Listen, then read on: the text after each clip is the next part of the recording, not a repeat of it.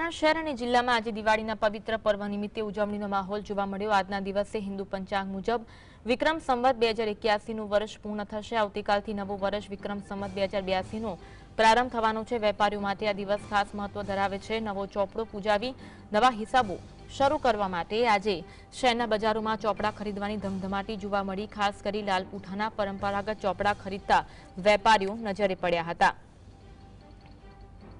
મોટી સંખ્યામાં વેપારીઓ ચોપડા લેવા માટે બજારોમાં પહોંચ્યા હતા। આજે ચોપડા પૂજનનું વિશેષ મહત્વ રહેલું છે। વેપારીઓ આજે ચોપડા પૂજન કરતા હોય છે અને તેમના વેપારમાં નવું વર્ષની શરૂઆત કરતા હોય છે, ત્યારે આજે ચોપડા પૂજનનું વિશેષ મહત્વ રહેલું છે। આવતીકાલથી નવું વર્ષ વિક્રમ સંવત 2082નો પ્રારંભ થવાનું છે। વેપારીઓ માટે આ દિવસ ખાસ મહત્વ ધરાવે છે। નવો ચોપડો પૂજાવી નવા હિસાબો શરૂ કરવા માટે આજે શહેરના બજારોમાં ચોપડા ખરીદવાની ધમધમાટી જોવા મળી।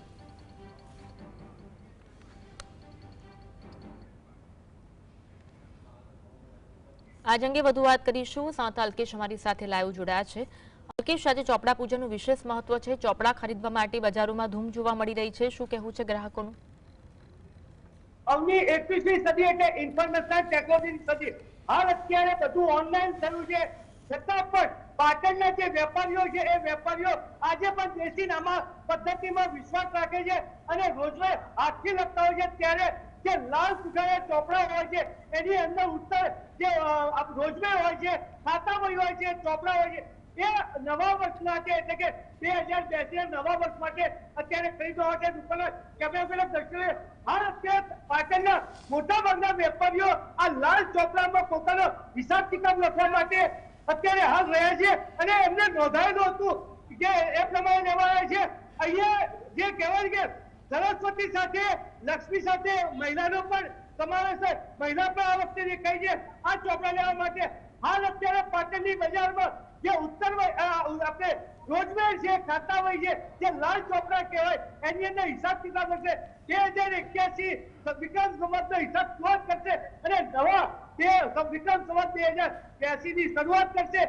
આજે મુહૂર્ત પ્રમાણે તેઓ પોતાની પેઢી એટલે કે ગાદી પર બેસીને અંદર પૂજા પાઠ કરશે અને એ ચોપડામાં નવા વર્ષના હિસાબો લખશે અને બાકી આગળ લઈ આવ્યો તો ખાતાવહી છે એ તમામ એની અંદર વ્યવહારો રહેશે। જે કહેવાય ને કે સરકારી લાલ ચોપડીઓ હોય છે અને આ હિસાબેમાં આમાં લાખો અને કરોડો હિસાબે થાય। ભલે અત્યારે કોમ્પ્યુટર યુગ છતાં વિશ્વાસ આ હજુ આની પર અકબંધ રહ્યો છે।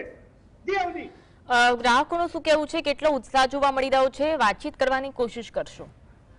જી ચોક્કસ, મારી સાથે અત્યારે હાલ એક વેપારીએ કેવું રહ્યું આ વર્ષનું?